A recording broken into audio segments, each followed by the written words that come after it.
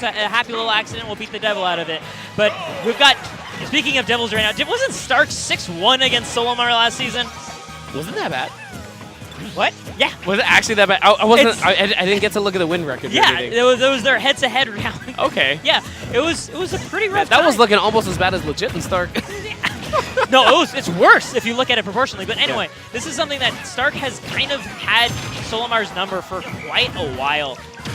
I mean, at the same time, this is such a rough matchup for Olimar. It's a combination of rough matchup and both players playing it enough so that Stark knows exactly the ways to make it rough for Soulimar. Oh my.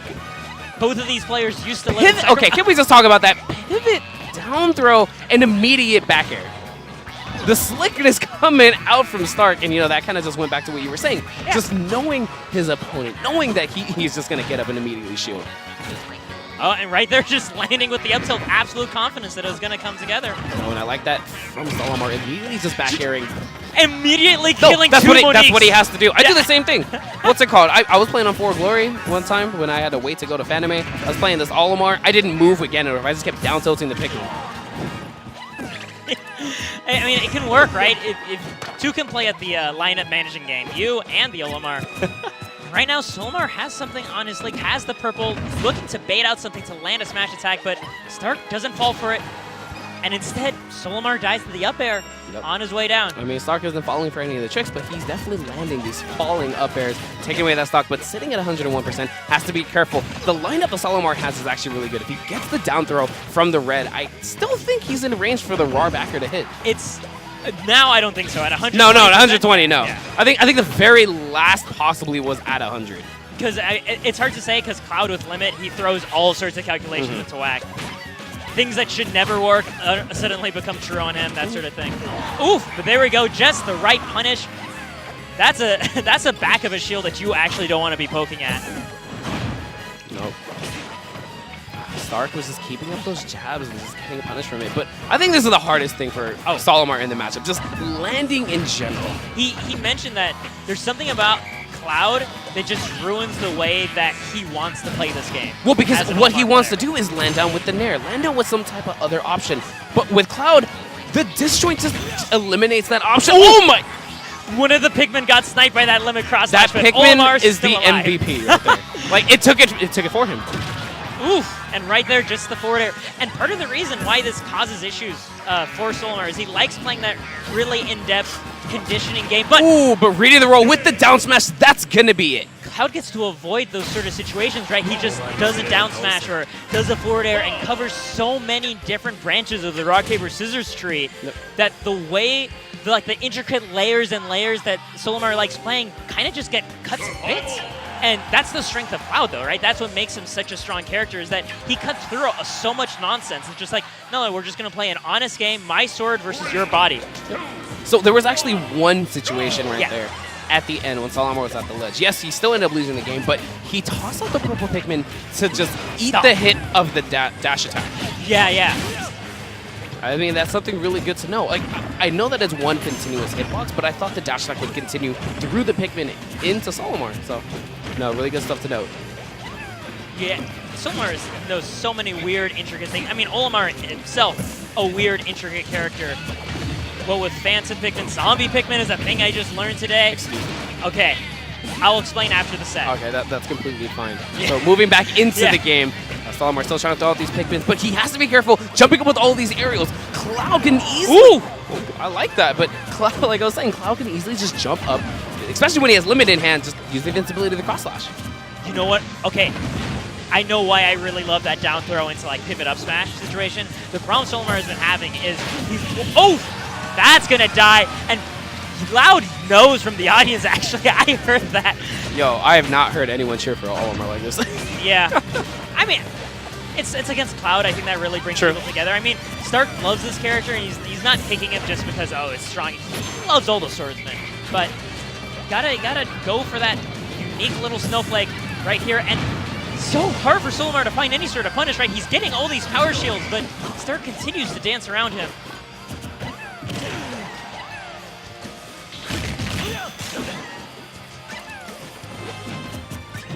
Still going. Another down smash ends up coming out for Stark, sending Soulimar back off stage. But you know, Soulimar needs to find an answer, like, now. Down smash? Yep. That's the answer. And that was a zombie Pikmin. So, is it because it took the hit? Is it because it took the hit? It took the hit and keeps going because right now that yellow Pikmin is at -1 life.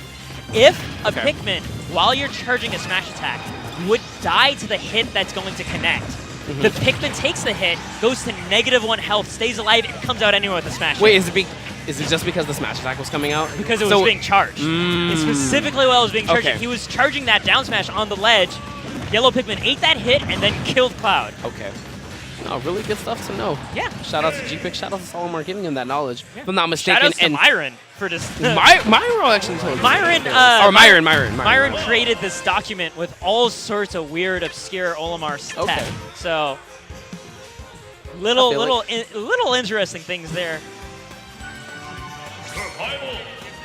But yeah, unfortunately, we were raving about how cool that, how smart that zombie Pikmin play was, but then... I mean, but Stark ends up getting the game anyway. You know, the up tilt came in the clutch for him in that situation, and now we're still moving on. Like, it's the sort of thing where we see here why it's so rare for Soulimar to take a set, right? Like, that was a really clutch, super clever play, but Stark has his numbers down so hard that it takes multiple plays like that in order to win, and right now... Okay, I was going to say, he just tossed away 2 Pikmin and approaching with solo blue? Okay. The cross slash just eating those Pikmin, eating up Soulimar, and 29% right off the bat. But, yo, this is Soulimar's chance. No regret situation. Was that just because of the Pikmin? Well, it was because he only had 2 Pikmin, right? He already used the blue for the throw, and he got or he used the purple for the throw, got 1 hit with the blue, and then there were no Pikmin left in his lineup. Gotcha. I like that attempt coming out from Stark, just jumping up, hoping he got the hitbox, or the dare hitbox, but he ended up setting him right back onto the stage. Again, he's just picking up where he left off basically throughout this whole set.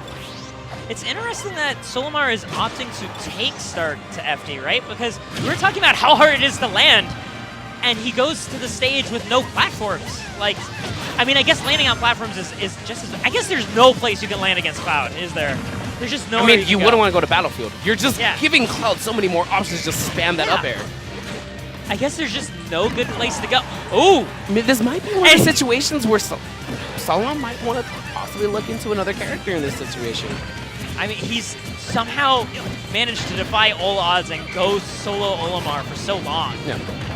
Oh, gets the poke through, recognizes that penny shield, but the down smash still not taking the stock, and try to charge it up again, but...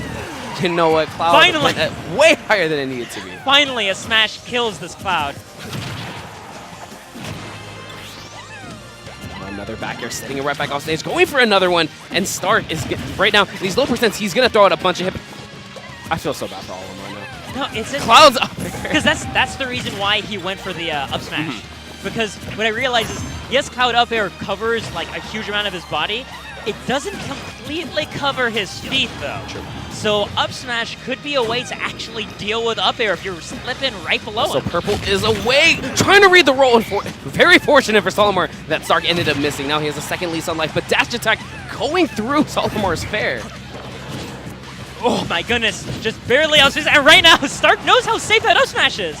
He's just tossing it out. He knows he can block but before. He has a limit yet again, going for the wave beam. Another up smash attempt. He's just, you can't kill me off these failed up smashes, so I'm gonna keep up smashing.